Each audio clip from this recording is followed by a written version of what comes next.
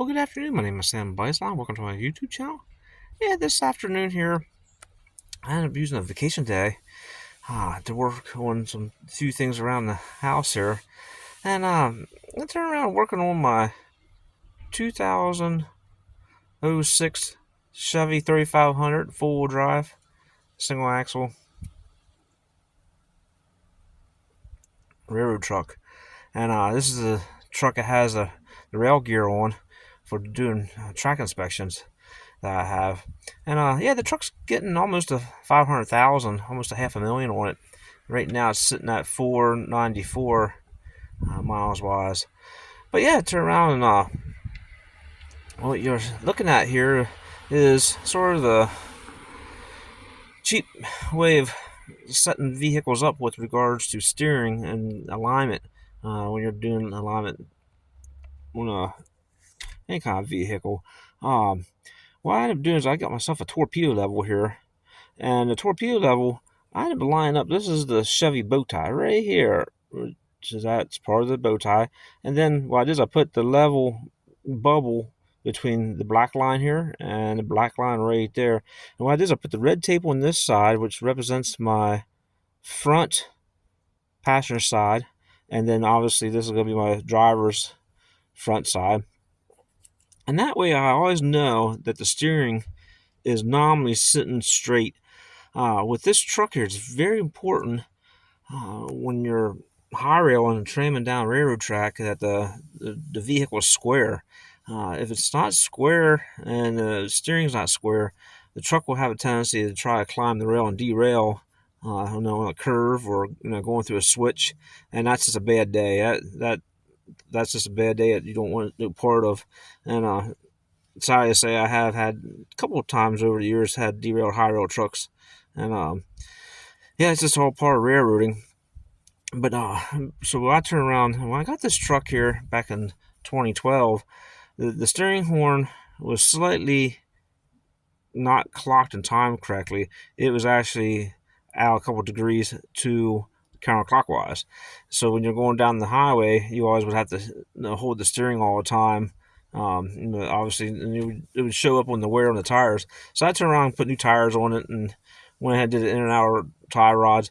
Took it to the tire shop, got them on, and the guy's like, well, you got to get it lined up. I was like, yeah, that was my next step. So I turned around, had the vehicle lined up. Well, the alignment shop could not do the alignment on this truck here correctly. And when I got back, the alignment was just almost as bad as it was when I took it to them. And they said the reason why they couldn't do the alignment on it is because this truck has adapter plates that actually move the wheel out, so that way the center of the tread is in pretty well nominally in the center of the railhead. And what I mean by that is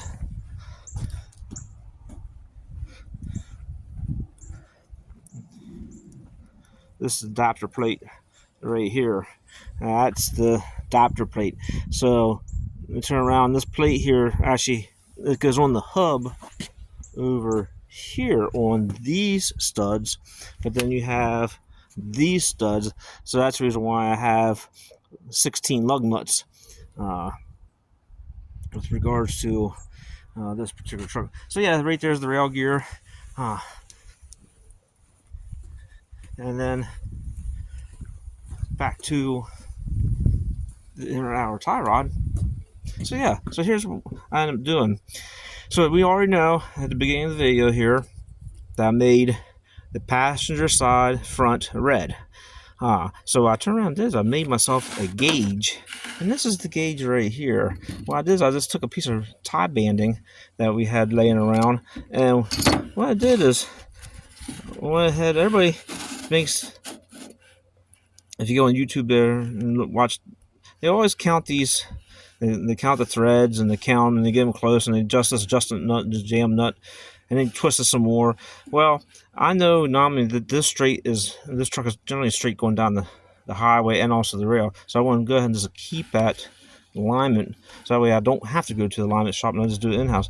So what I did is I take this piece of tie banding and I went ahead and used this grease zerk right right here. And the grease zerk is actually in the center line from the machine. They machine this whole area. So that grease zerk went right there to that little button in the center. And I come the whole way down to this flat surface right here. So I'd go ahead and this became my tool now. It became my gauge to set up the new inner outer tie rod. So then I could just bring this right over and make sure this is sitting perfectly straight. There's no waves in it. This up here I don't care about. It could be all wiggled. I could have that all over the place. It don't matter. But what my most important thing is going from this center of this grease zerk now, which I have it set up right there to the center of the grease zerk, to the whole way down to this machined area right here. And that way I know I got the correct length. So I can carry this around. I can put this in my toolbox, and when I do the driver's side, I will have a yellow one with yellow tape on, and that way I know in the future I can always check, because sometimes vehicles are hitting potholes and hitting things, or these get out of alignment, or if these nuts will back off, these jam nuts can back off. That has happened. These here kind of get loose too. So I'll always will have this, and I know that the vehicle is nominally straight going down the highway plus going down the rail. Last time I had it on the rail. So yeah, it's just like a gauge to use, and I think for the most part it works. Now what I'll do is I'll go ahead, put the new tie rod on with the inner and outer, and I'll drive the vehicle for a good while before I do the front driver's side. And then once I'm satisfied the steering is still straight yet, and it's pretty well nominally going down the track straight, then I'll go ahead and take time to do the front driver's side. Alright, yeah, I just want to thank everybody for watching my YouTube channel, and hopefully this would help you out if you ever had to do an inner outer tie rod project, and go from there. Have a good day. Thanks for watching my channel.